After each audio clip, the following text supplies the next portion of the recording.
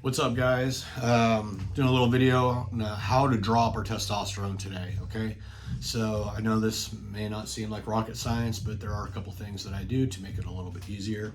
Got my bottle of testosterone here. I've already popped the top on it, and I got my syringe. So first of all, just to go over dosing, we do use insulin syringes for testosterone dosing. And so there's some confusion sometimes over what the units are. So this specific syringe here has a 100 unit marker. 100 units also equals 1 milliliter. So typically if we prescribe testosterone, might be anywhere between 0.05 milliliters up to 0.15, okay? So if we're gonna look at the markings here, we'll look at the 10. Right in between the 10 and the 0, this would be 0.05. And we go to where the black marker on the syringe is, the plunger, okay? If we're gonna drop more, so that would be 0.1 at the 10, and 0.15 would be in between 20 and the 10. All right, so testosterone's thick. This is a 29 gauge needle. It can be a challenge sometimes to draw things up.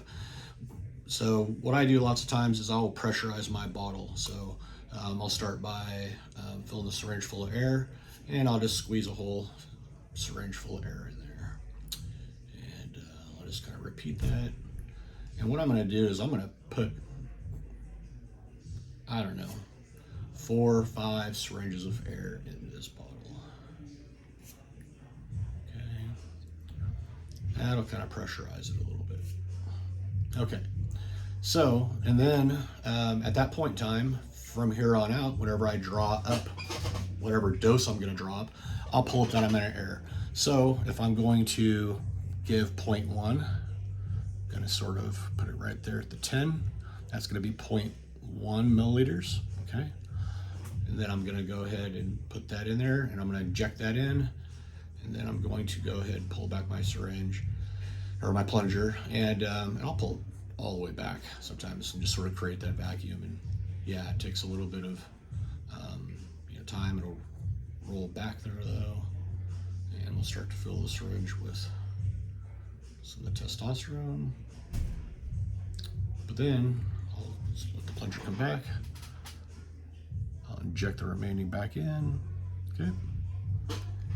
And there we go. We got our 0.1. All right. All right. Any questions from there? I do like to do the high hip. So there's some questions about that as well sometimes. I'm not a fan of injecting into the stomach.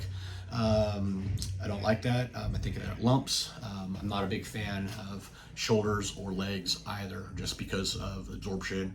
Legs kind of hurt anyway, but we don't really want this in the muscle. Believe it or not, like how everybody prescribes it, it is intramuscular. We are actually shooting more for a sub-Q dose. So we want to have that slower absorption, more consistent. I typically go over this with you in your guys' consultations. But anywhere along this area, all the way from the hip, all the way back, nice strip here, either side. You don't have to worry about pulling back. You don't have to worry about hitting anything important, no veins, arteries, nerves. Typically you have maybe 20, 30 spots on each side. I just alternate days.